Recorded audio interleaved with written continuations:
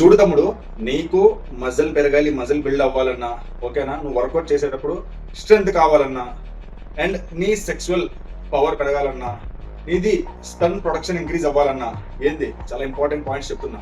ఇవన్నిటికీ మనకు కావాల్సింది మెయిన్ బాడీలో టెస్టోస్టెరాన్ అనమాట. ఈ టెస్టోస్టెరాన్ ఎలా ఇంక్రీజ్ చేస్తాం తెలుసా? ఈ క్యాప్సిల్స్ ఇవి అవి యూజ్ చేయని అవసరం లేదు.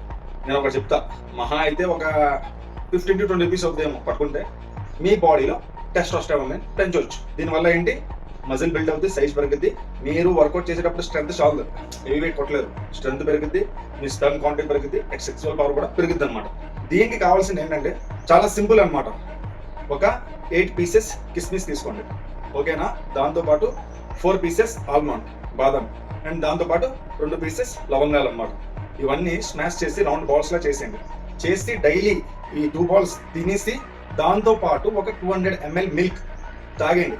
ఇలా చేశారనుకోండి, ఒక 15 to 20 days లో మీకు తెలియకుండా మీ బాడీలో చేంజింగ్స్ కనిపిస్తుంది అనమాట. లేదు అన్నయ్య చెప్పింది సొల్లు అంటే అది మీ ఇష్టం. నేను చెప్పింది ఇప్పటిదాకా ఏదని చెప్తానంటే అది మనం చేసిందే, ఎక్స్పెరిమెంట్ చేసి మా మీద మేము దాంతో బెనిఫిట్ వస్తుందా లేదని తెలుసుకుని మీ దాకా నేను పంపిస్తున్నాను అనమాట. ఎవరికైతే అవసరం ఉందో ఫాలో అవ్వండి. ఒకవేళ మీకు అవసరం లేకపోతే మీ ఫ్రెండ్స్కి ఏమైనా అవసరం పడితే ఇటువంటి వీడియోస్ వాళ్ళకి షేర్ చేయండి.